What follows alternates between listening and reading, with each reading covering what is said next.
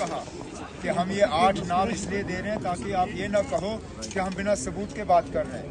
ये एक exhaustive list नहीं था, it was an indicative list. It was to show that जो हम कह रहे हैं हम ऐसे हवा में बात नहीं कर रहे हैं। अब इंतज़ामिया की तरफ से ये फिर जवाब आया कि ये जी ऐसे ही बेबुनियाद इल्ज़ाम लगा रहे हैं, लेकिन हमने तो नाम दे के आपको कहा, हमने थाने के डिटेल्स दिए, उस चीज़ का तो आप जवाब दे नहीं सके। हमने किसी एक पुलिस के अफसर के खिलाफ कोई इल्ज़ाम नहीं लगाया, हमने कहा कि ये इंतज़ामिया की तरफ से हो रहा है। और लगातार बहुत सी कॉन्स्टिट्यूंसी से जो है ये रिपोर्टें आई, यहाँ तक कि मेरे जो पोलिंग एजेंट्स और बाकी थे वो इतने डरे हुए थे रात को कि उनको पता नहीं कहाँ बुला के बंद किया जाएगा। कई सारे तो या तो दोस्तों या रिश्तेदारों के घर में सोए, कुछ तो उनमें से ऐसे हैं जो अपनी गाड़ियों में सोए थे रात को, वो घर वापस नहीं गए। अगर यही इनका आज़ादाना तरीका इलेक्शन है तो फिर ये अपने घर में रखें इसको। डॉक्टर साहब, आपका एक देरीना तजुर्बा है, ये चीज़ें आपने पहले भी देखी है। जो कल नेशनल कॉन्फ्रेंस का एक स्टेटमेंट आया था, अगर इलेक्शन कराना ही नहीं था फिर तो पहले ही क्लियर कर दी थी किनको जिताना है। यही तो मुसीबत है जो हम लोग बार बार कहते हैं कि दूसरे जो खड़े हैं उन्हीं के एजेंट हैं, उन्हीं की तरफ से खड़े हैं। आज लोग उनको दिखा देंगे कि कौन यहाँ पे है कौन नहीं है, कर लें जो करना है।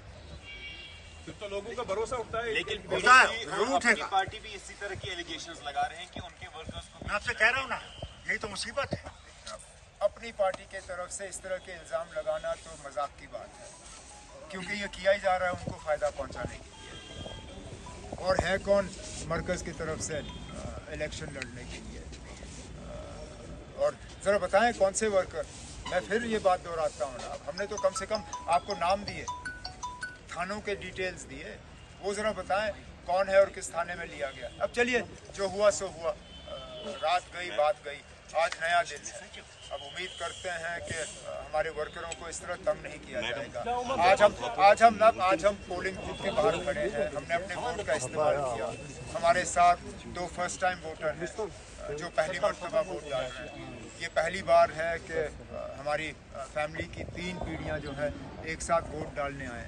मैं यही उम्मीद करूँगा कि बाकी जगहों में भी इसी तरह अपने जमहूरी हक़ का जो है वोटर इस्तेमाल करें।